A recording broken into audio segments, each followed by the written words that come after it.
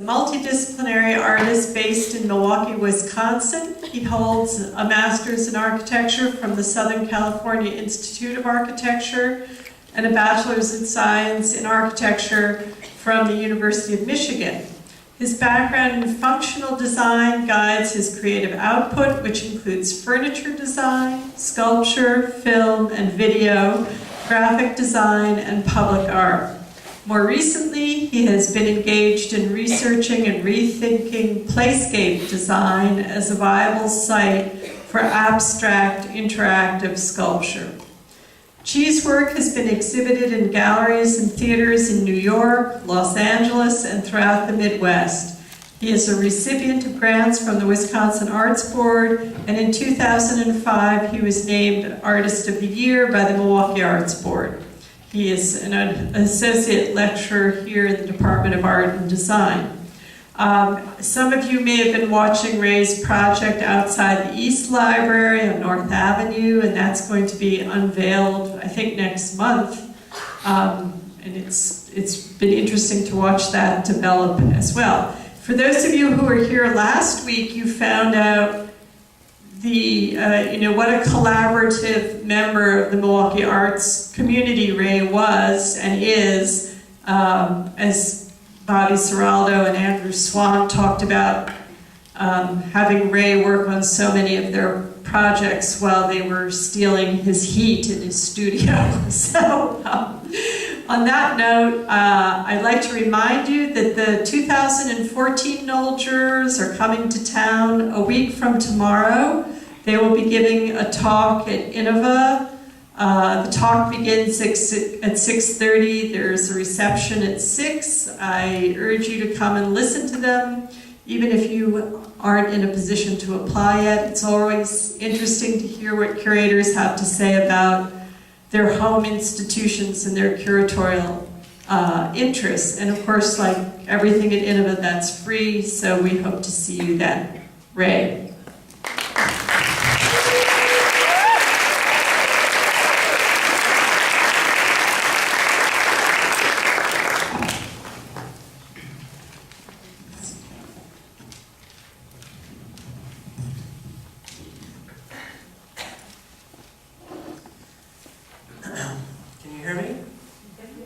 Yes, just let me know if you can, because I know and my students know that I have one of those voices that are at the exact frequency that no one can ever hear. So maybe I should move it closer to my mouth. All right. Should I just talk about my desktop? This could be a good analysis of actually a more accurate analysis of who I am, but probably too boring. So let's start with the slideshow. So I want to thank you all for coming. It's really great to see a lot of familiar faces in the audience, and thank you for your support. But I'd also like to take a minute just to thank certain people that have helped me a lot in the past year, let's say. We don't get too many opportunities to thank people like this. I just want to make sure this happens. First of all, the spirit of Mary Knoll, whose legacy is definitely alive and well today in Milwaukee. The Bradley and the Greater Milwaukee Foundations, who administer and act as the fiscal agent for the Knoll Fellowship. Holly Morris, Sarah Krzyzewski, and Bruce Nackert, who are the A-team that make the whole Knoll Fellowship possible and the exhibition. Some special thanks to some former students, Ian McGibbon, Michelle Renaud, Mason Stitch, Oliver Seidello, all of whom have volunteered to help me with various projects over the past few months. And last but not least, I have to thank my partner, Ann DeSoni, and our son, Xander Chi, for basically just putting up with me. And yes, thank you all. So today, I'm here to talk a little bit about play. And on my way here, I was thinking to myself something that I think a lot, and that is, why am I doing this? I think that question on a daily basis, and particularly speaking about play in the 21st century, in in this particular time in history, when we're dealing with, potential pandemics, immense divisions between race and socioeconomic classes, global acts of terrorism, all these things that we see in the news every day, very serious issues. So why am I talking about play, and is this a good idea? It seems a little bit untimely. But then I was thinking a little bit more, and it seems, maybe you could look at it a different way and think of this as maybe the perfect time to talk about something like play. And especially if you think about play and the act of creativity, creating art, as sort of the antithesis to all the destructive acts that are happening around us, the act of creation. It's sort of the antidote to all those things. If you think of play that way, then it really makes a lot of sense to be having this talk right now. So play, I've been thinking about play for a long time, and there's really no accurate way to define what play is. One definition that you might come across is the one you see on the screen: a physical or mental activity that has no purpose or objective outside of pure enjoyment or amusement. That doesn't sound very fun. For something that's supposed to describe this act of play, it doesn't sound fun, nor does it sound entirely accurate. I think we all know just instinctively that play does have some kind of purpose. Maybe we don't know exactly how to articulate that, but hopefully throughout this discussion tonight we'll get some better ideas about how play could actually be purposeful. Most of us have seen enough nature documentaries or watched our own pets in the act of play. And it's obvious that there is a purpose for play. This is for you, Nicholas. No cats. No, I didn't get that one. So we see animals in the animal kingdom on nature shows. They're all playing, they're play fighting, they're reenacting different kinds of behaviors that are done in a playful way that will later on become much more serious in their adult life. So there is a purpose here, an evolutionary purpose. Let's say play helps us develop survival skills, helps practice adult behaviors in a safe environment. We see this across the board. Play also helps us develop coordination with our bodies and also understand our bodies in space, let's say with objects. It's a very important skill as you're growing up from being a baby into childhood and adulthood. It encourages social interaction for the most part, which is a very important part of being a human being or an animal. It promotes learning through trial and error and safe mistake making. These are all things that are happening all around us, everywhere in the world. Play also is a way that we can build self-confidence. And pandas can build self-confidence as well. Have you seen this video of these pandas playing down? I'm not going to play it now, but check it out on YouTube. It'll definitely brighten your day. So there is a purpose to play. It's an evolutionary purpose. I'm not a behavioralist or psychologist or an evolutionary scientist, but these things I think are obvious to most of us. But when we look at the human animal, a lot of these things are very much the same. They apply in the same way. There isn't too much difference between this image and this image of these kids sliding down a slide. But what I'd like to talk about a little bit more specifically today is the particular human, the way that humans play that I think has a layer that's different than how animals play. And that is specifically this layer of creativity. I'll talk about that a little bit more. So when I talk about play with humans, there's different ways that children in particular play. There's structured play and unstructured play. So structured play, for example, on the left is playing a game of soccer where there's an established set of rules, there's a definite goal, literal and figurative goal. And there isn't really any room to stray from that framework. Unstructured play, on the right, you can see my son and his friends playing in mud. There are no rules. And for me, learning through my son, basically watching him as a parent, I've seen that this kind of play is basically the most creative that you can ever hope to get. And we've all been there. It's been a long time for some of us, but we've all been in this state. So this is the kind of play that I'm very much interested in, where anything can become anything. And things are changing all the time, and you have no idea what's going to happen next. That is true creativity in my mind.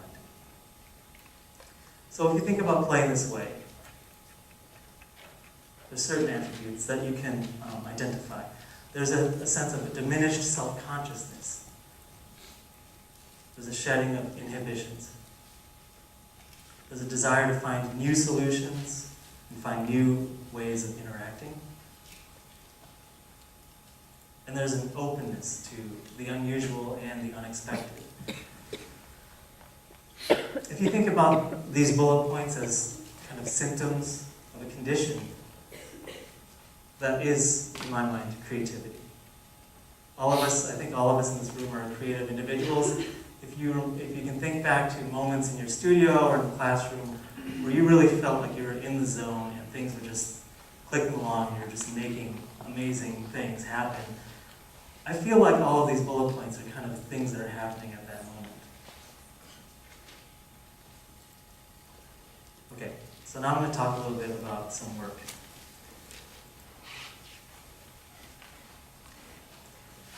So, I don't know if you can see that image, but there's a man wearing a hoodie backwards with popcorn in it.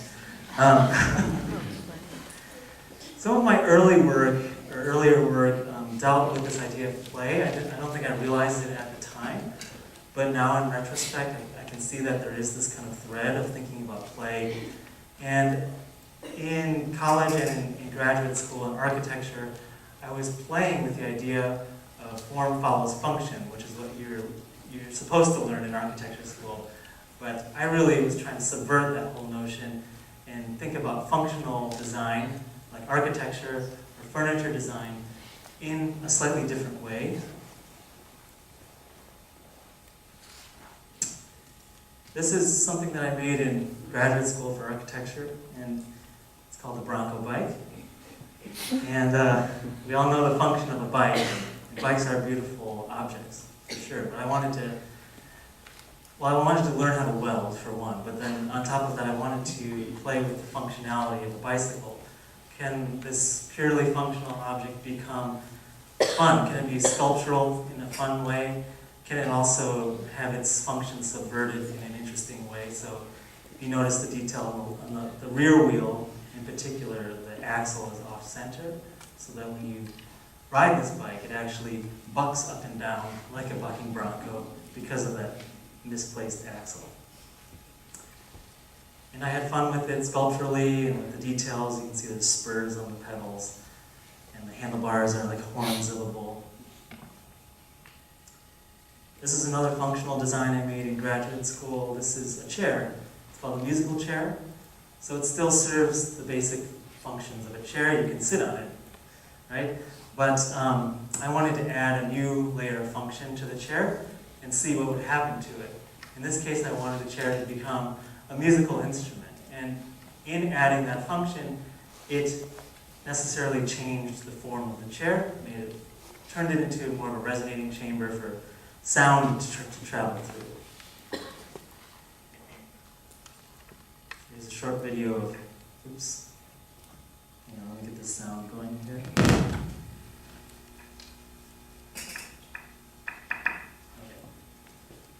Here's a video showing how it works. Oops, sorry.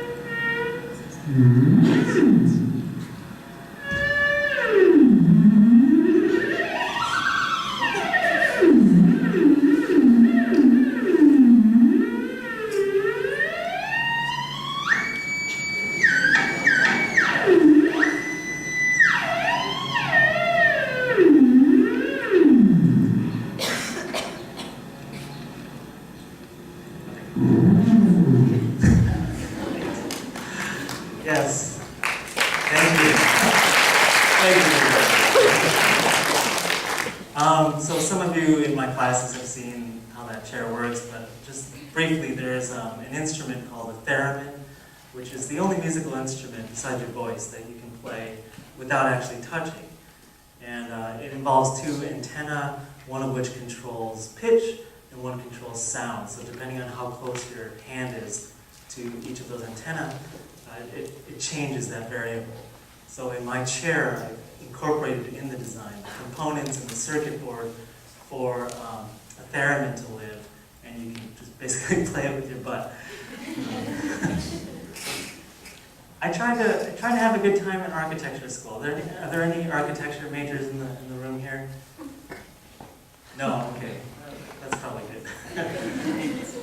Architecture is a very serious discipline.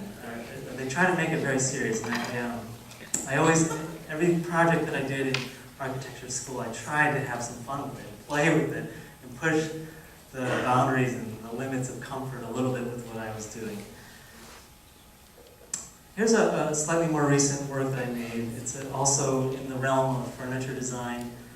It is also a chair, but I wanted to, again, play with the functionality of the chair and how we're typically used to sitting in a chair. So with this chair, you sit in it in a very particular way. So I was interested to see how the form of this chair then changed to become a much more sculptural object. I love industrial design and furniture design that looks initially like sculpture to me, but then I realized the interaction, like how this thing could actually work and be very functional. I love seeing those lines being blurred, and that's what I was trying to do here. Here's another work I did that very literally addresses the idea of play. I wasn't really thinking about it in the same way I am now, but this is a piece called Balance, and obviously it's a seesaw. It takes the form of a seesaw, and at this time in my life in particular, I was kind of grappling with the idea of being a full-grown adult with adult responsibilities, and also this yearning I had for my youth, my childhood. So the symbolism of the piece is basically that kind of a balance, trying to balance those two aspects of my life. So it became a kind of seesaw for adults, and it was made out of hardwood that was stained and had these classic literature books built into it, and planters, and the seats were leather, and the handles are leather. So it's something that you could see existing in someone's living room. This piece is called Desk, and I'm not very good with titles. This piece was done more recently, and it's kind of the foil, I think, to the seesaw piece. Whereas with the seesaw, I was taking this childhood form and coating it basically with this adult veneer. Here I'm taking basically an adult form, possibly the most serious of furniture designs. When you think about a desk, you think about a lot of people having fun with chair designs, but usually when it comes to desks, it's much more about functionality and multifunctionality. It's a performative surface, so in this case, I took that kind of adult form of a furniture design and covered it completely and masked it in a different kind of a landscape that was still functional in my mind, but less about work and more about daydreaming, let's say, or meditating, or whimsy, things like that. So there's a bead curtain, that's where your legs would go in the back. That's me. I don't look too happy. It's supposed to be a pretty playful piece. So you can see the surface becomes populated with these little islands where there's this kind of Zen garden, rock garden for meditation, and there's a chalkboard built in for any kind of passing ephemeral thoughts that you might have. Other things, there's a wine rack and a little area for, it's like a little cabinet of curiosities on the side, little tchotchkes, and there's an actual bubbling fountain built into it. Yeah. So this piece is also done in 2010, and I created it for a temporary show at the Milwaukee Art Museum. And they asked a bunch of local artists to look at different galleries in the museum and respond to the work in the galleries and create some sort of table design or tabletop artistic experience. And I was given the abstract expressionist room in the museum. And I really wanted to make a table, but it was difficult because, abstract expressionism is pretty much the antithesis of what you're usually thinking about with furniture design, and that is structure and, rigid sort of designs. And looking at like this Robert Motherwell piece in the background, it was the exact opposite. There's this immediate, visceral gesture of paint being splattered on the canvas. So I took that challenge from Motherwell, and I decided to, how can I actually make a table that contains that kind of energy and that magic that he put on the canvas, and also make it a functional table. Well, basically I copied him. I studied the painting, I took photographic documentation of the painting, I redrew the painting on the computer, I then had the painting laser cut out of steel and powder coated and bent to form an exact replica of the painting to the exact scale, but in the form of a tea table. So anytime that you see, there you can see some of the paint spatter. Anytime that the black paint hit the edge of the canvas, that was my cue to make the table go down vertically and become a leg. So it was really kind of liberating for me to work in this way and learning from Motherwell. And as a furniture designer, you're always trying to find some new clever way to make a table or a chair. And usually when you think of an awesome idea, you Google it and 10 other people have already done it. So it's hard to be original in this format, but when you basically are starting with being inspired by something as far removed as you possibly can get from furniture design, that's a really good place to be when you're trying to be innovative. So that's what happened there.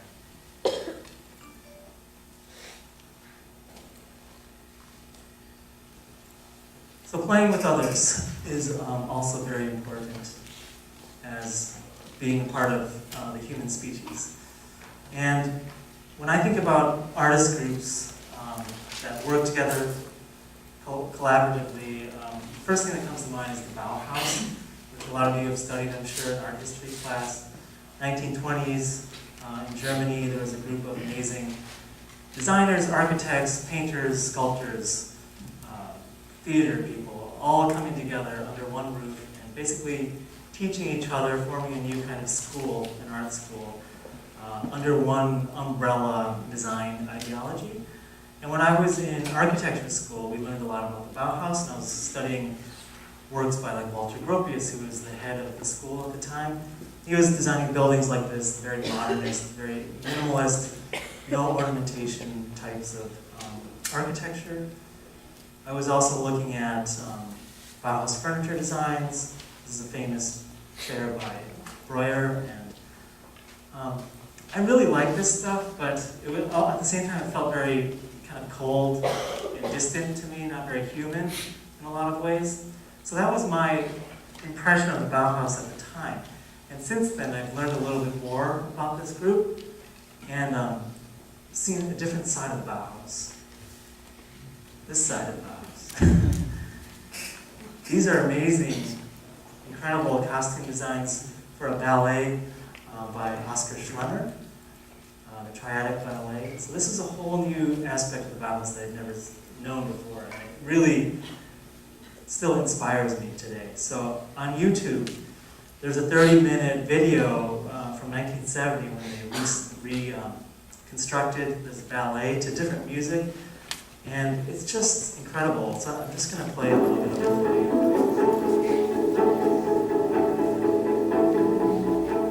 And anywhere you kind of randomly scroll in this 30-minute video, you will see completely insane and beautiful and amazing and still seems really fresh to me in a lot of ways. If you think about like Matthew Barney and his film work, his costume work, I think he took a page from these guys for sure. Very surreal, formal.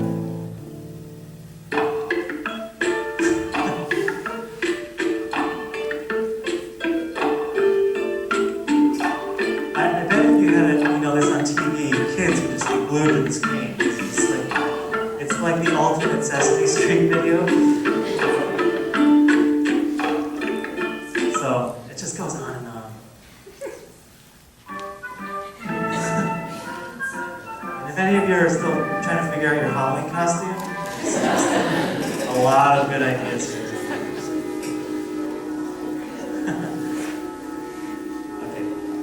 Check that out. That's on YouTube now. It's 30 minutes long. I really like this quote by Itten, and a lot of you have probably studied Itten, making your color wheels in 2D concepts. But he was a big member of the Bauhaus, and he had this saying where play becomes celebration, celebration becomes work, and then work becomes play. And I would like to hopefully try to model my creative practice after this kind of cyclical nature of play becoming work, becoming play, becoming work. This is the 1920s, these guys are doing this stuff, so I like this image a lot because it does combine like both of my interests in the Bauhaus now, this formal minimalist design with the absurd. So this is a Millhouse. And Bobby and Andrew last week talked a little bit about this group. This collaborative group existed for a few years in Milwaukee in the early 2000s. And if you haven't figured it out, Millhouse stands for Milwaukee Bauhaus. So we were trying to loosely model our collaborative group after the Bauhaus. And it was just a lot of playing, literally. There weren't a whole lot of rules. And if there were, we were just making them up as we went along. And these are just some snippets of some of the characters that you would have met in this group, doing different things. I'm not going to go into detail here. It was a really exciting time, I think, in Milwaukee with this group of people. And they ranged from children to older people to musicians, filmmakers, you name it. Anyone who wanted to be creative and be part of this group was welcome to join. Another group that was happening sort of simultaneously was a more digitally inclined group, let's say. We formed a website called Zero TV, which was pre-YouTube, but it was similar to YouTube in that we were trying to provide original video content online for free and have it be updated every day. The biggest difference between YouTube and us was that rather than the public creating the content, like on YouTube, we were creating everything. So we were trying to put up a new video every day. We had a soap opera that we made that we tried to put up 3 episodes a week. So you can imagine the kind of work that was involved there. There was script writing, there was costume design, there was prop making, there was acting, there was editing, filming, all that stuff happening around the clock, literally like in a 24-hour cycle. And we all lived together in the studio. It was just like the epitome of just what magic can happen with a collaborative group like this. And it was completely encased, I think, in this idea of play. So these are screenshots for some of the videos that you might see on Zero TV. Unfortunately, it's no longer online. A lot of my focus in the most recent, let's say 7 years or so, has been teaching art, different levels. I've taught 3rd graders about art, I've taught middle schoolers, high schoolers, and also, obviously, college students at MyAd and here at UWM. But I think in my time as a teacher, the one thing I've learned across the board, any age group, is that the biggest enemy to learning is basically fear. a child is fearful, if they're unsure about something, they're just going to be closed to learning. And I think the same thing is true for college-age students as well. So the antidote to that is the idea of play in my mind. So it sounds a little subversive, but if you can sort of trick a kid into learning by playing something and trick them into thinking that they're just having fun, there's an amazing amount that they can actually learn through that process. Some of this work has taken the form of interactive multimedia design, app design. I have a long-standing relationship with the Milwaukee Art Museum. This is an app I made several years ago for them. I did the design, and I also designed some of the interactives in the app. And an example on the lower right is this simple app where it's a simple game where you can be standing in front of this amazing Haitian painting by Casimir. It's just full of color. Every inch of it is covered in color. And a child can simply press a different color on the palette, and all the other colors in the painting will disappear on the screen, so you can just see the red or just see the green in the painting. And through that simple activity, there's no instructions required. Kids just know to do this stuff. The children learn how a painting is put together, basically, how you can make a very complex and three-dimensional looking scene just through blobs of color. So I really like those kinds of interactions that are simultaneously primitive and low-tech, but require a whole bunch of high-tech ingenuity to make happen. Here's another example from that app.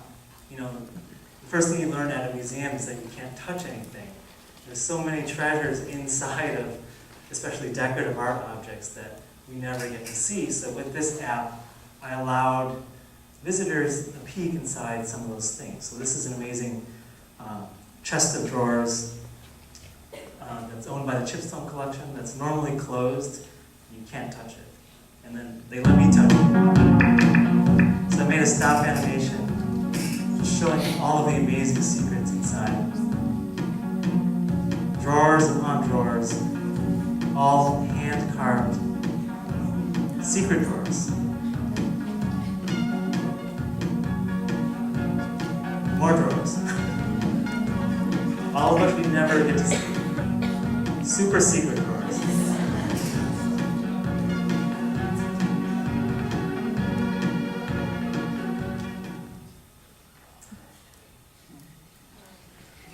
Here's another app I made for the Milwaukee Art Museum. It's called the Flap app. And the only thing you get to do on this app is flap the wings of the museum. I told you I'm not very good with titles, so Flap app is all I can. So literally on your iPhone or your iPad, you can pick a view of the museum and swipe your finger up and down on the screen. The wings just go up and down. And it's surprisingly fun. There's a power you feel when you get to do that. It's another example, you know, like there isn't a huge lesson here. I'm not inundating the viewer with facts about Calatrava and how the wings work. But I think the important thing is that the user has a new special connection with this place. They have a heightened curiosity, let's say, about that place and maybe the architect. And then they'll actually be excited and encouraged to do the work of learning more about it on their own, instead of being in that typical dynamic of someone telling you information.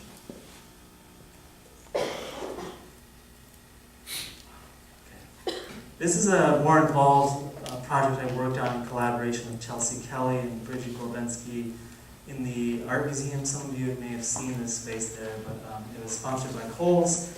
And we wanted to teach people about basically how the art museum worked. So it's called Museum Inside Out, and we designed a totally immersive space. I mean, it's basically a small rectangular room, but we gave it this illusion of depth by having floor-to-ceiling actual photograph prints of actual spaces in the museum that you would never see. So in this case, you see the registrar's area. The registrars are in charge of all the artworks that are in storage, so they have these vaults that have all these amazing artworks in them. And the vaults basically work like what you're seeing on the screen. So there's a whole wall of fake drawers, and then occasionally there'll be a real handle sticking out of the wall. There's no arrow pointing to it. There's no big sign that says, "Open me." You just sort of discover these things in the space, and if you do see it, you open it, you will slide open this drawer, and it has this cage with artwork, or reproduction of artwork on it. And that's literally how artwork is stored in the art museum. So you have this physical, actual connection to the registrar's job. Other activities, like you can design an exhibit in the Calatrava through this, basically a dollhouse model of the exhibition space. This was a more involved part of the project dealing with art conservation. So conservators in the art museum have an awesome job where they get to look at artwork through different lenses, literally, like through an X-ray machine, through infrared light. They get to inspect the painting or artwork in ways that we never would be able to. So we decided to try to develop this interactive touchscreen surface where you could pretend you were a conservator and literally move these windows around the painting and see the painting through these different lenses. So on the wall you see is the actual painting, over 500 years old, and directly below it is the digital version of the painting that we created for this interactive screen. So here's a kind of a beta test of how that worked. We worked with a developing company in San Francisco to actually do the programming. They're amazing. This is a beta test, and you can, yeah, it's very primitive. Again, there's no instructions. Kids, especially nowadays, know exactly what to do when confronted with this kind of technology.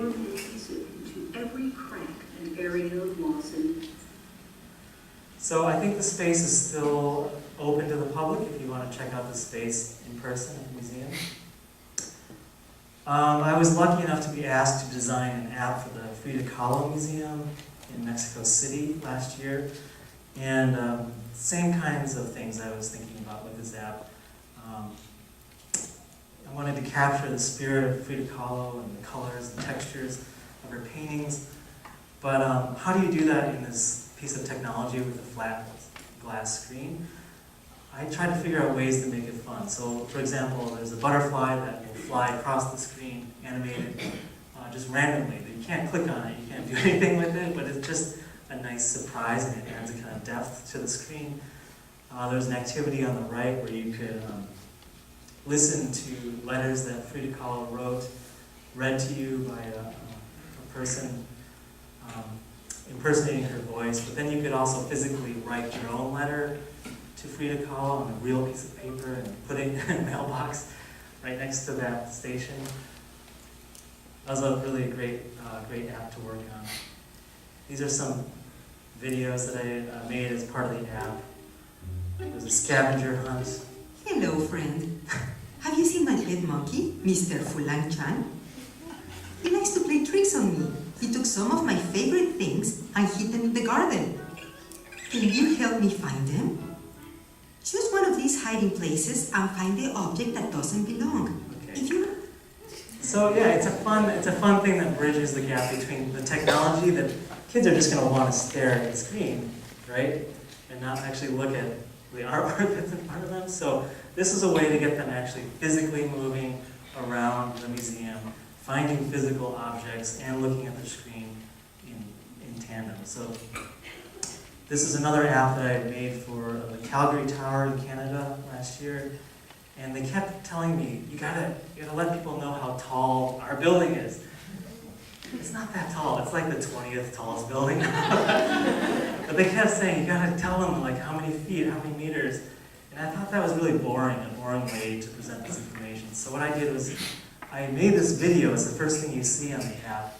And it's designed specifically so that when you get in the elevator and the doors close, you press play on your player. And it's synced precisely with your actual height at that time in the elevator and how you're surpassing these vertical milestones. And I think that was a really effective way to get that information across without being overly didactic.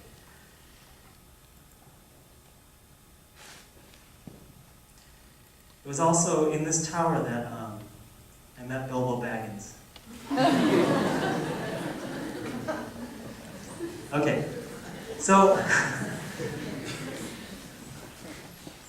I've been making some new work. So how does someone who makes kind of furniture design that looks like this, sculpture that looks like this, end up making work that looks more like this?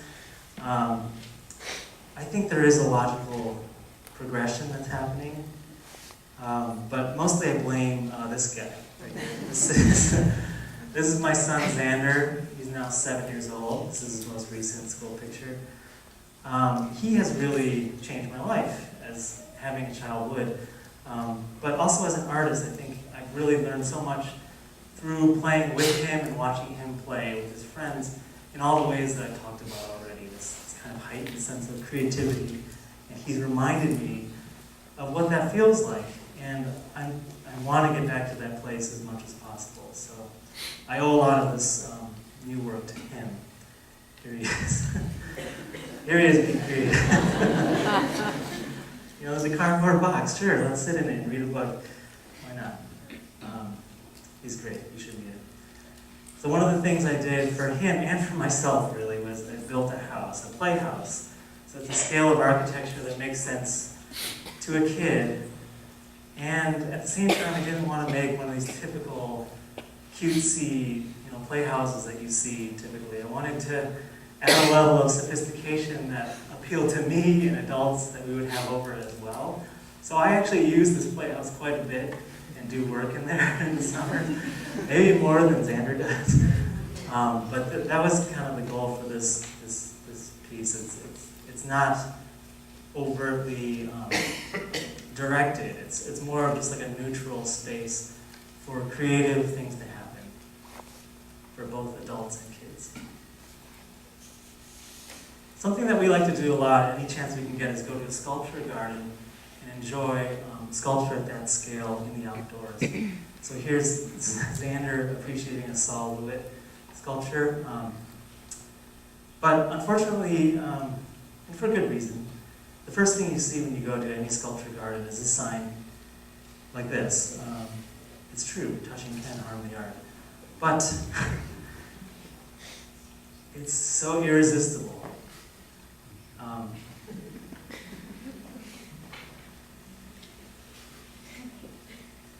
It is so irresistible. It's like human instinct, I think. If we, even as adults, if you see something that's brightly colored at that scale, in the outdoors, in the middle of a field, your first instinct is to climb on it, right? Which is why they have to put these signs everywhere. And you can see in that lower left image, there's a girl just like hugging that sculpture. And she's not the only one. I think as sculptors in this mode, we need to own up to this desire for people that want to do this. And sure, there is historical work that is fragile that needs to be preserved for forever. But I'm hoping that as we move forward in the realm of public art and public sculpture, that we can embrace this kind of activity. Mark de Subro is perfect for kids. He spent many years perfecting this color of red-orange, and it's like the color that kids want to go right towards immediately. Sorry, Polly. This is here at our own Linden Sculpture Garden. Don't do this. You're allowed to touch, but not necessarily climb on it, slide down. Don't do this either. So yeah, solid wood, he's another victim, I guess you would say. He's designing things that are just so begging for kids to climb. It's basically an abstract staircase. Klaus Oldenburg making these giant scale objects that kids immediately want to climb on. In this case, at the Nelson Atkins, there's an audio recording, I think. I don't know if it's live, maybe there's someone watching at a camera, but they say, "Please get off the sculpture." Pablo Picasso, I'm sorry, this just goes on and on. This is in Chicago, where they tried to forbid this kind of activity, but I think they realized that they just could not stop it from happening. So now I think they're actually embracing it in a way. his arabesque sculpture. I don't think he would be too happy with this behavior. Pablo. Definitely don't do this. This happened recently at the Tate in London. It made the news circuit, but Donald Judd would not be happy about this. Not meant for climbing. Okay, so I gotta keep moving a little bit. So talking about a little bit, segueing into design and built structures that we are meant to play on, namely play structures in the playground. And the idea of a playground is relatively recent. It's not until the early 20th century that we start to see playgrounds as we know them today. Prior to that, the term playground really meant a ground for playing, like a field, basically. But it was only in the 20th century that we started to see designed physical objects that were meant for children to play on. So this is the early one. This is in Chicago in 1895. Doesn't look that different from a jungle gym you might see today, except for the fact that the kids at the top are probably 12 or 15 feet off the ground, and what's beneath them is solid concrete. You won't see that happening today. We'll talk about that later a little bit. But there was always this element of danger and thrill that people knew that children needed in a way. Not only just to have fun, but also to grow as human beings. And there have been actual studies that children that have fallen off of a tree or a piece of playground equipment and broken a bone are actually less likely to be afraid of heights. That's a proven research statistic. So there is actually a benefit to kids challenging, not breaking their bones, but to challenging themselves in this way, feeling that sense of accomplishment when you can climb a tree or climb on top of a play structure. This is 1924. 1936 in Central Park, we're starting to see playgrounds that look very much like playgrounds today. There's these isolated clusters of playground equipment designed for specific kinds of interaction. Not too inspired, I would say. Starting in the 1950s, going through the 1970s, you started to see people being a little more creative, actually a lot more creative, with playground design up to that point. So Aldo van Eyck is a Dutch architect who was kind of pioneering in thinking about playground as a place for artistic expression, also a place for kids to figure out how to play on their own. It's a place for abstract play.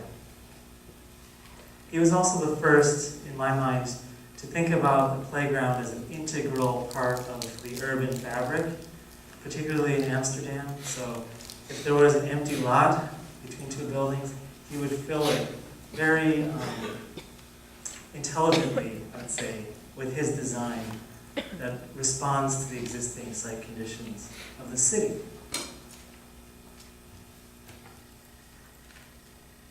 Someone else I admire very much is Isamu Noguchi, Japanese-American artist and designer, who for his entire career was designing playgrounds. Most of us have never seen these designs, and most all of them were never built, but by the end of his career, I think he had enough clout where people actually were hiring him to design playgrounds. This is one of his early ideas for a playground, and it's much more about landscape, much more abstract, much more sculptural, but it is a playground. Here's one of his pieces that's been built. This is his black slide mantra. This is a slide for children to play on. I would love to slide down this slide. It's made out of black granite. It's probably hugely expensive and hugely difficult to make and put on site. But I think the existence of it and the ability for children to play on that is just, there's no amount of money or time that can quantify that experience. I think these children are getting an intimate experience with a work of art. They're getting an intimate experience with a material. They're thinking about this material of stone. And they're having fun while they're doing it. If we think about sliding down one of the plastic slides that we see in Milwaukee, I very much doubt that the child is thinking about how plastic is made. You know, there isn't that kind of connection. Here's another slide from, this is sort of his life's work, the Moe-re-numa Park in Japan. This is a slide. It's unlike any slide that I've ever seen. And it, you know, is it a slide? Is it a mountain? Where do you slide down? Can you just slide down the mountainside? Can you climb up it? Who knows? You can do whatever you want. And I think Noguchi really embraced that kind of creativity in play. There's more from that same park. I mean, it very much looks like a sculpture park, right? But you're supposed to plan it. These are designs in the States, in New York, by Paul Friedberg, who's a designer that I admire very much. And he was also trying to push the limits of what playground design could be. He also was nice enough to write my catalog essay, the Knoll catalog that Polly mentioned earlier. But he was also thinking, like Van Eyck, about how to integrate this kind of experience in the middle of Manhattan, and creating these landscapes, abstract landscapes for kids to play in. Most of those playgrounds have been demolished or taken down for safety reasons, but luckily there's been a resurgence. This is a rebuilding of one of his original designs in Central Park. He's 80-something years old. He's still practicing in New York. Pretty amazing guy. So when I was a kid, growing up in the 70s and 80s, this was the kind of playground equipment we had in my school. And I remember very clearly in my elementary school, there was this thing called the dome. And it looked a lot like this, except there was hard ground underneath it. And it was by far the most dangerous piece of equipment on the whole playground. And it was also by far the most popular piece of playground equipment on the playground. I think that proves my point, where if kids are challenged, they're drawn to the challenge. They want that. If a kid is climbing up a slide, it means he's bored with the slide. And he's trying to figure out a new way to interact with that piece of equipment. So this is what I remember growing up with. And somehow over the past 20 years or so, this is what's happened. This is what we know, right? You guys know where this playground is? Probably not. Well, it says it right there. But you wouldn't know where this playground was. You wouldn't know if it was in Milwaukee or anywhere in the United States, or where in Milwaukee. It has no relationship to site, to culture, to the immediate community, anything like that. It is literally just this plopped piece of plastic and metal. And there are two big reasons, I guess, for why we're designing like this now. One is money. How can we make as many of these things as cheaply as possible and make as much money? And then the other is safety. But I think rather than saying safety, I would say fear. Fear of litigation, fear of being sued. If those two criteria are your design criteria for making a playground, this is what you're going to end up with. And this is not doing justice to our children. Prove my point. This is Doctor's Park. You see the difference? Gordon Park, Doctor's Park. McKinley Beach. This is what we have. It's not fair. So, Sandra says,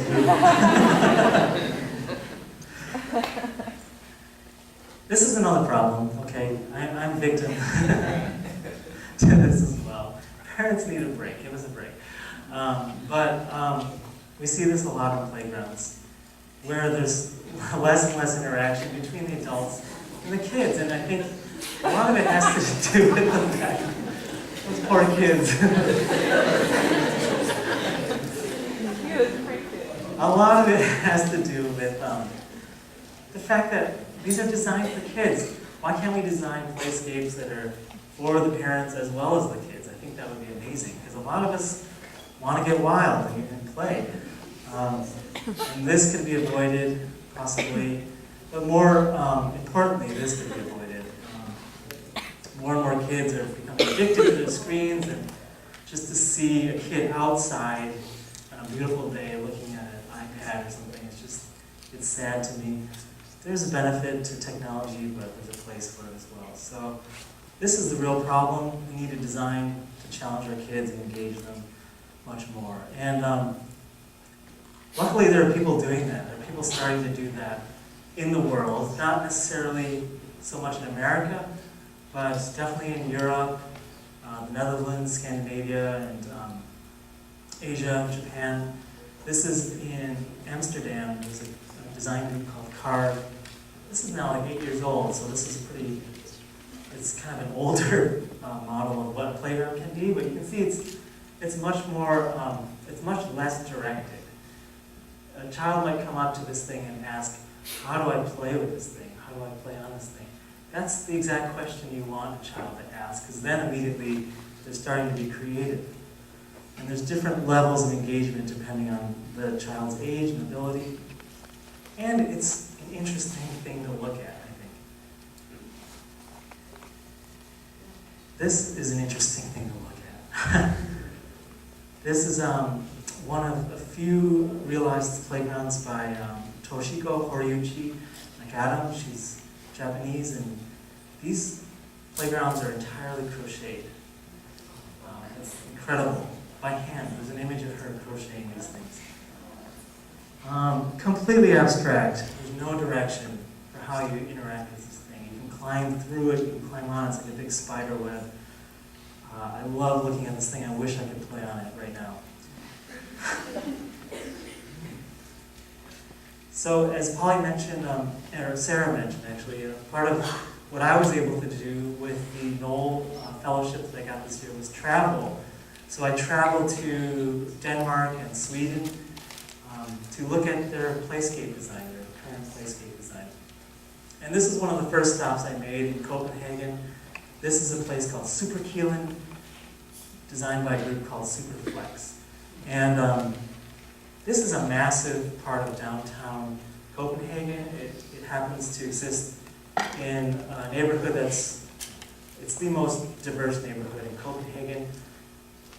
Which kind of isn't saying much because Copenhagen is a really homogenous city, but there are a large number of minorities that live here, and there had been a lot of, I think, strife and cultural divisions happening here. So they decided to just take over a big part of this landscape with an interpretive playscape for kids and adults. And this is just like 1/3 of it. It goes on and on. This is after it was completed. It was a little more faded when I got there. Luckily, I had 2 research assistants with me, Inspector F and Inspector X. They freely gave me their opinions about all the playgrounds that we visited, and were valuable resources for me. So this is another part of Superkilen. This is part 2 of 3 areas, and they really they actually traveled around the globe with different cultural groups from Copenhagen and did research and tried to draw elements from all the different cultures represented in this area into the design of this place. This is what my son and his friend Fergus were most drawn to. Just the simple hill that became the facade of the building. They loved it. They spent like 2 hours on this thing. I don't know what they were doing or what they were talking about, but they wouldn't get off of it. And, it was just like this red hill. It was pretty interesting to see. This is another feature of Superkilen. These are swings. If you think about how swings are designed now, it's a very solitary design. Yes, you might be swinging next to somebody, but chances are you're going like at the opposite, pace as them, so you can't really have a conversation. These are swings that are meant for conversation. And you see them filled with adults and children of all ages. This is Superkilen's version of a slide, reminiscent of Noguchi. So there's room for thrills. This kid kept going up and down and up and down with that thing. It was fun to watch. Here, I'm just going to go through some other snapshots of other playgrounds that I saw. But in the interest of time, I'm not going to talk too much about all of them. But you can see there's a lot of color, there's abstraction. There seemed to be this theme of disaster. There's like a lot of boats that look like they're capsizing. There's that one in the background. Here's Xander showing you how this works. The ground is completely sloped. There's Fergus. He wants to have a go at it too. So,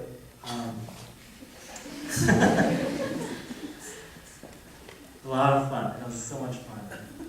So there's sort of representational forms like this boat. There's some very abstract forms. Here's another. This is a design group called Monstrum in Denmark that is designing these things, but they're just fun. You know, giant parrot in the middle of the playground that you can interact with in whatever way you want to. You can pretend it's a fort or use it as a slide or a climbing wall, whatever. Here's another destroyed boat you can play on. Crashed airplane. These are actual miniature scale models of some of the many towers that are famous in Copenhagen. So kids can interact with things they recognize from their own city, but also be at this scale that is like a giant scale to the architecture. There's another playground completely made out of wood. The dragon playground, we called it. This carved wooden dragon. This is another part of the playground. It's just this abstract forest of these carved wooden posts.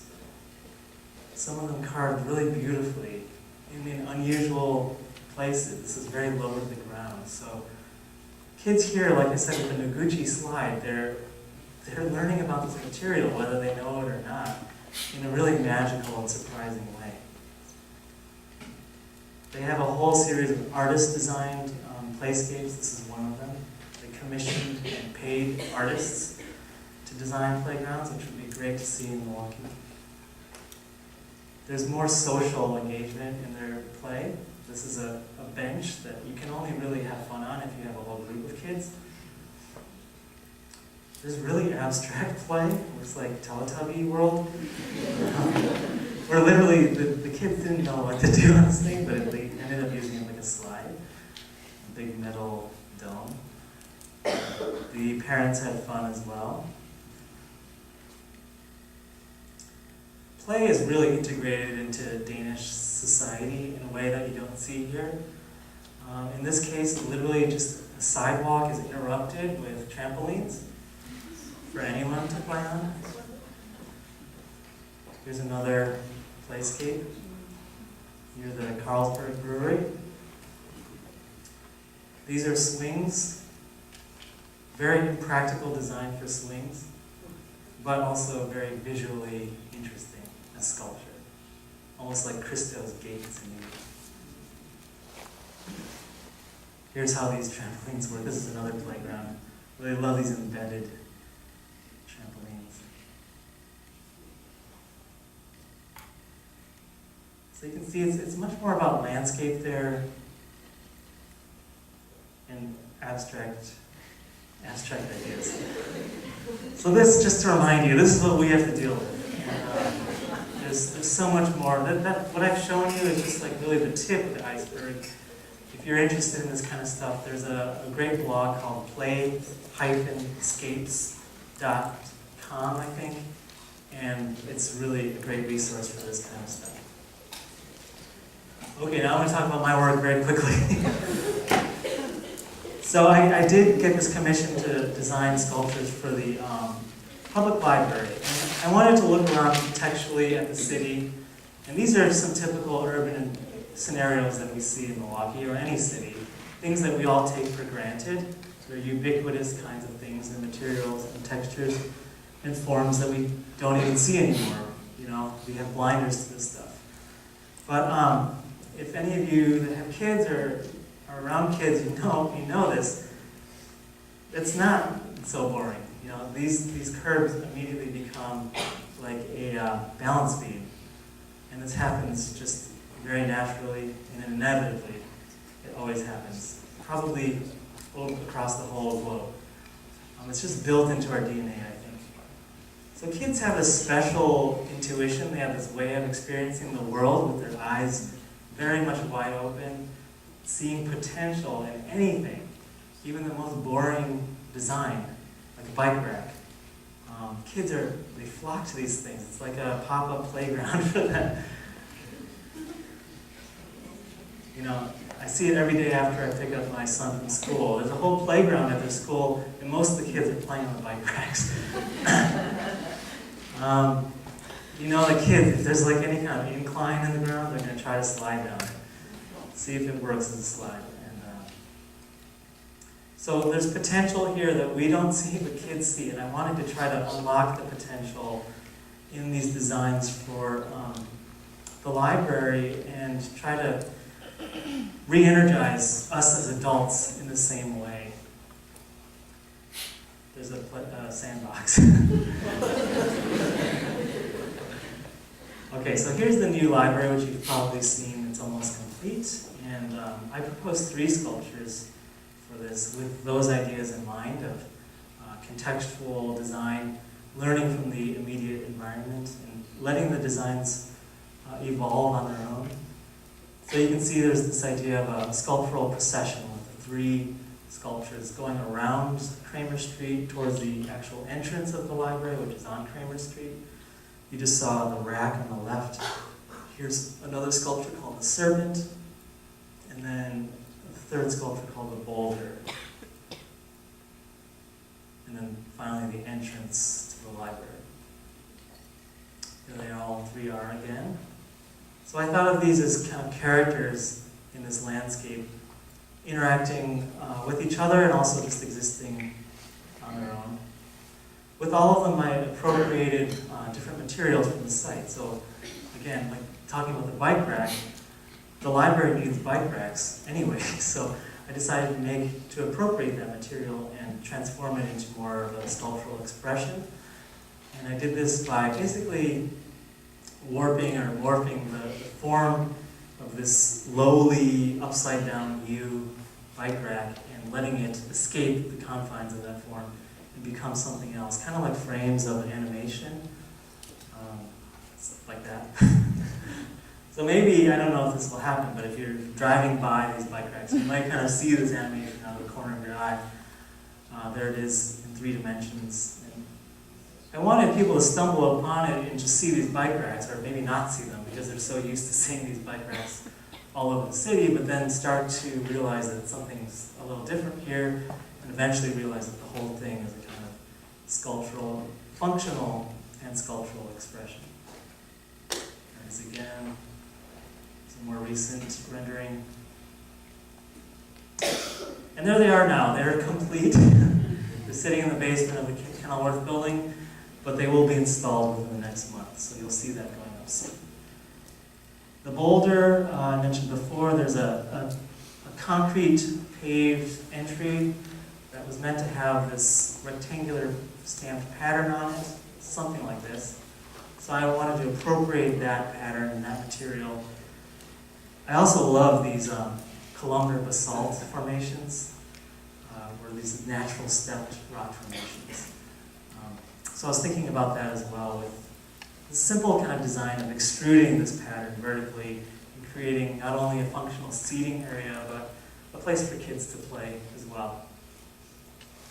This sculpture is undergoing some significant redesign right now because that stamped pattern is no longer part of the design, so I'm having to rethink this whole intervention. This one is further along. This is the serpent. The material and site that I appropriated is the boring strip of grass that exists between the street and the sidewalk. I wanted to exploit that underlooked site and take advantage of it. So what I've designed is a living sculpture that has grass and planted material as part of its actual sculptural material, and have it emerge from the site, kind of like you would imagine a sea serpent. I'm also in love with vertical green walls. Plants are happy to grow vertically if you do it the right way. So I'm trying to do that myself with my own sculpture, with help from landscape architect friend of mine, Gus Reed. This is a rendering drawing from a while ago, and this is it more recently installed. This is just the steel structure. It's core 10 steel, which will rust intentionally, and the rust will protect itself. Basically, there's no maintenance to this kind of steel. So it'll eventually become this kind of rusty orange color. But that trough area has been since filled. Here's my son immediately, the kids were playing on it immediately after I put it up. But those areas have since been filled with soil, and more recently grass is growing now on the sculpture. And we've been able to plant it. So we're planting the vertical wall. There's Fergus again on the right. He's planting the vertical wall with us.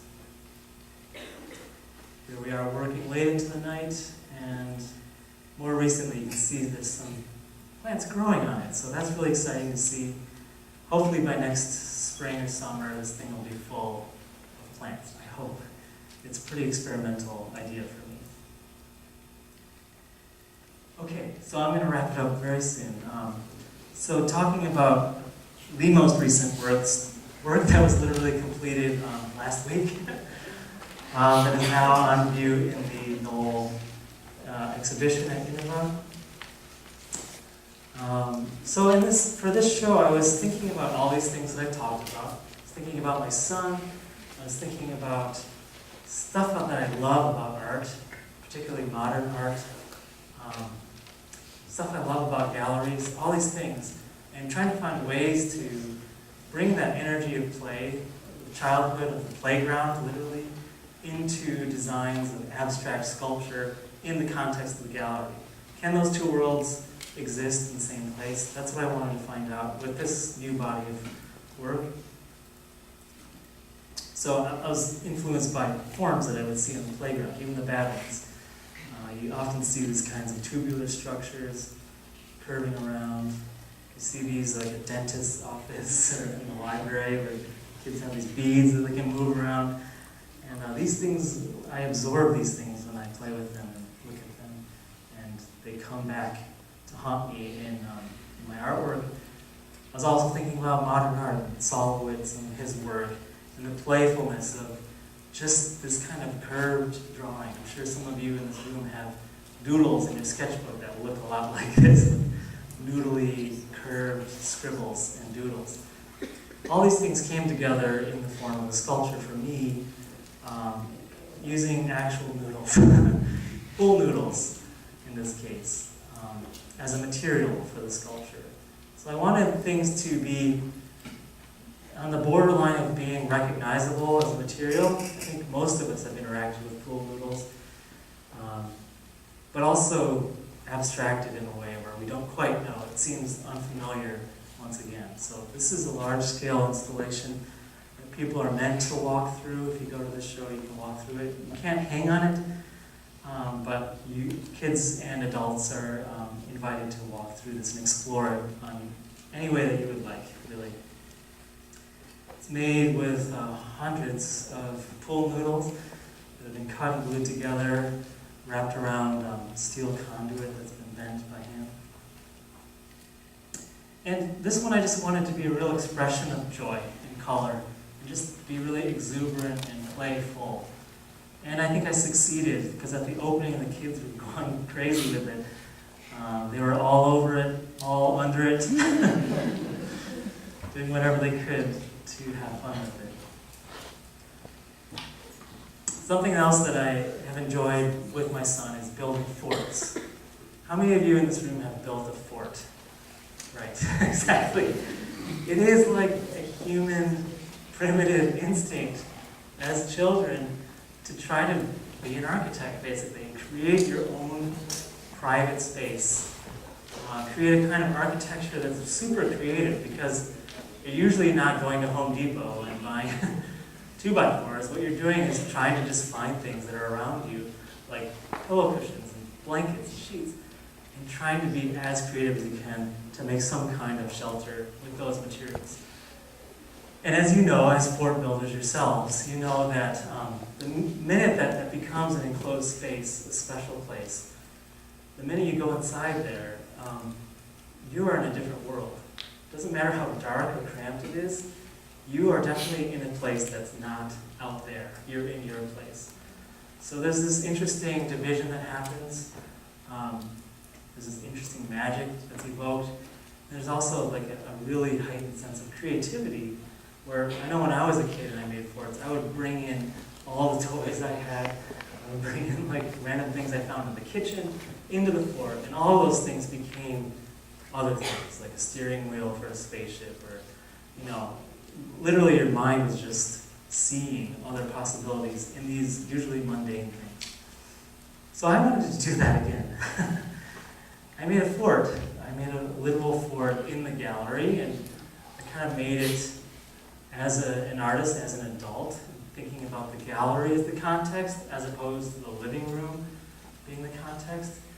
And I asked Bruce Knacker, who runs the gallery, if I could have some sculpture pedestals and other things that you might see in this context, like crates for artwork. Furniture blankets become the roof instead of bed blankets and sheets. So it was really just following the rules of fort making, but using these other kinds of materials. And like any good fort, there's a secret entrance. I'm not going to show you what's inside the fort, because I want you to go see the fort for yourself if you haven't yet at Nineveh.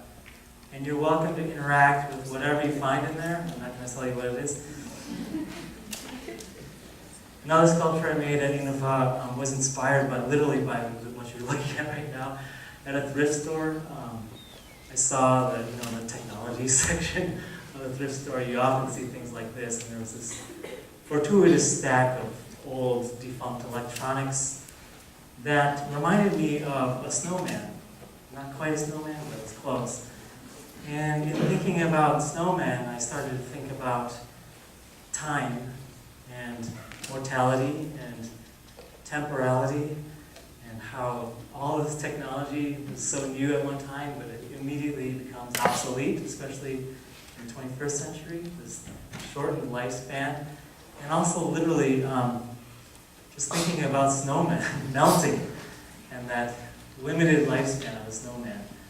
And how could these two things coexist in one sculptural expression? And this I saw recently. This is my solution. The piece is called Snowman.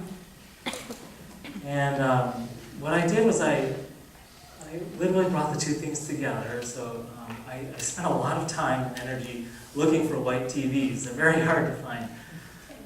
I drove 2 hours to get that TV in the middle. But I put the snowman inside the TV. And it's not a static snowman. It might look like that if you go to the gallery, but if you stand there for long enough, you will notice that the snowman is actually melting. And you'll also notice that it is real snow. It's not computer rendering. So how do you do that? Here's a quick sped up version of what happens. So that melting process happens over about 12 minutes in the actual video. Just slow enough, I think, to be perceptible. How do you do that? Well, you make a snowman, and then you bring it into your attic, and then you put a bunch of space heaters around it, and you set up a camera and do time-lapse photography for 18 hours. It took a long time for this thing to melt. And on top of that, you do that 3 times, because the first 2 times didn't work. But it kind of goes back to what I was talking about with my app design and those kinds of fun games that I like to design, where it's this real blend of really primitive analog kind of activity put through the filter of technology and then spit out again in this new kind of way. So, yeah, that was fun. And of course, kids are drawn to TVs no matter what's on them, so kids are watching this. Okay, and then the fourth work I have on view at the Nineveh Gallery kind of stems back to my experiences in the playground. particularly this image, this is in Denmark as well. I really liked this image of this landscape becoming the roof of this object, and also the confluence of these two disparate kinds of materials, and then that becoming the object of play. So I was thinking about that a lot, and starting to draw ideas for sculptures that look kind of like this. Simultaneously, it's always important to think of your work in an art historical context, so I was thinking about work that this reminded me of in the art world, and Smithson is one of the people that I thought of,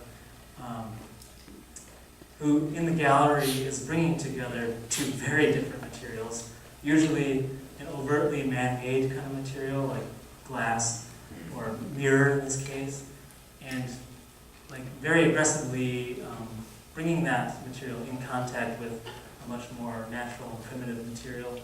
So you can see, I think, parallels between both of these lines of inspiration. And so what I wanted to do is try to see if I could make a sculpture that combined these two ideas with a little touch of Noguchi sprinkled on top. And what ended up happening was the creation of this sculpture. This is called Untitled. Most people have referred to it, I think, as the slug. And it is this kind of biomorphic, Noguchi-like form that is, it is escaping the confines of the typical gallery or museum. It's the enclosure, so it's like a plastic vitrine with a sculpture pedestal, and it's literally slowly moving out of it. It's not actually moving, but that's the idea. And it is also made out of that exact material that you saw in the earlier slide, this rubber granular material that you see on playground surfaces. Found out through this process that you can buy that stuff and make sculptures out of it. So I'm excited to play with it some more. And that covers it, I think. So thank you so much for listening to me.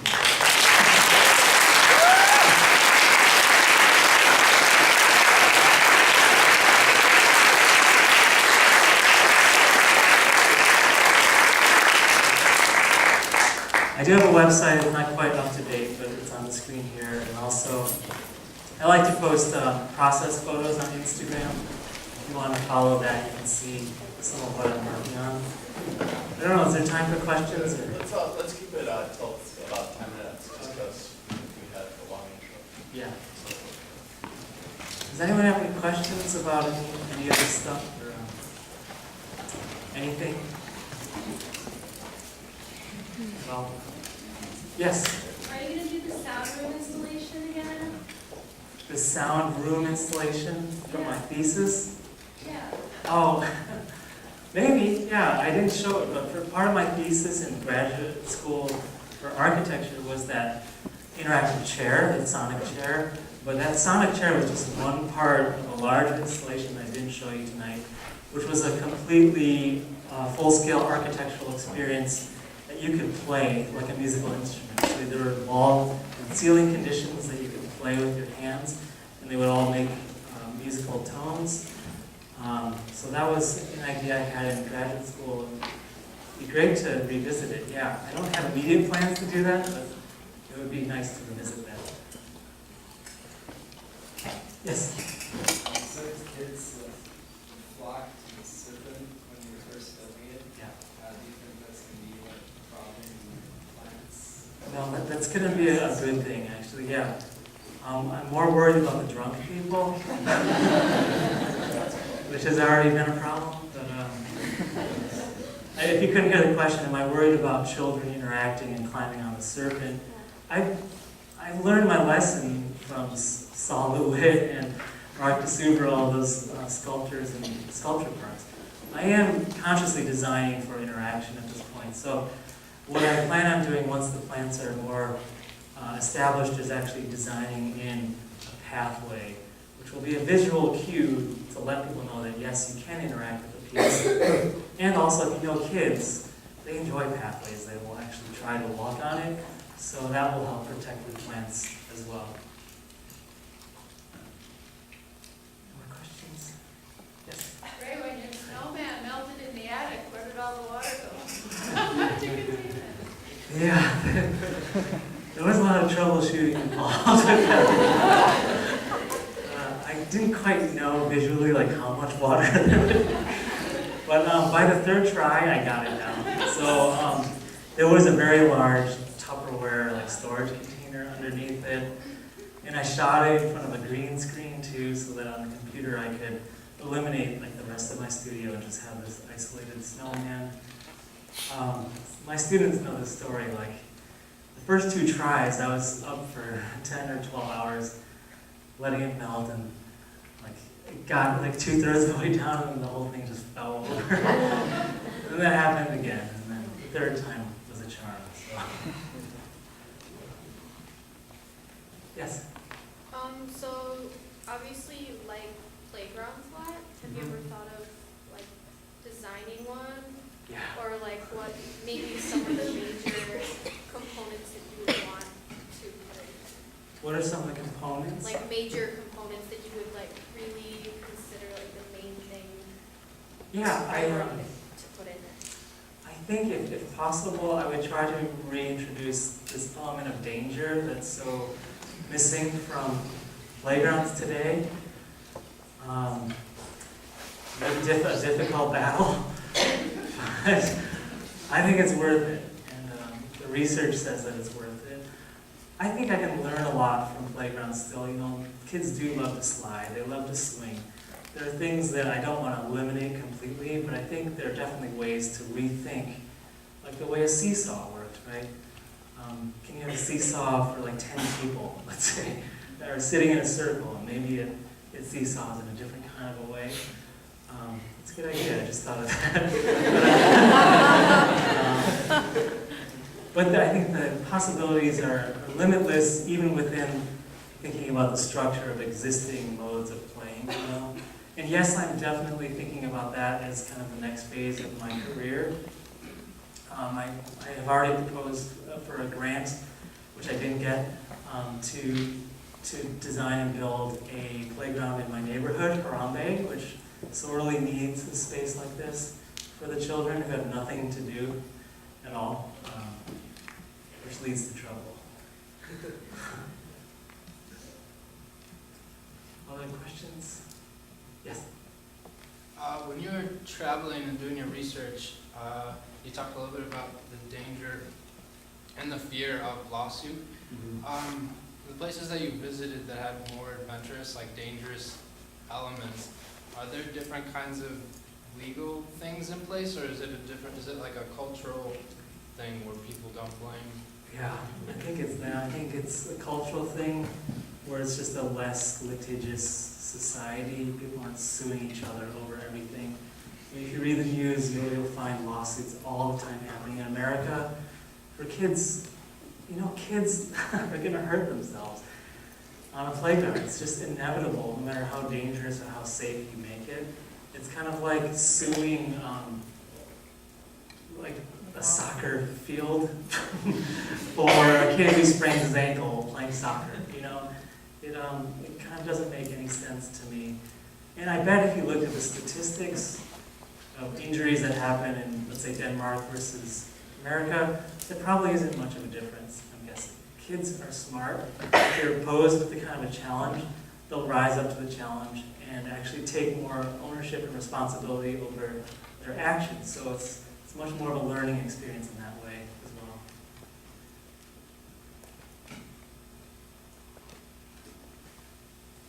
More questions? Yes? Have you ever been to Crochet Club? Is that in Wisconsin? Yeah. I haven't. It's a giant castle. Okay.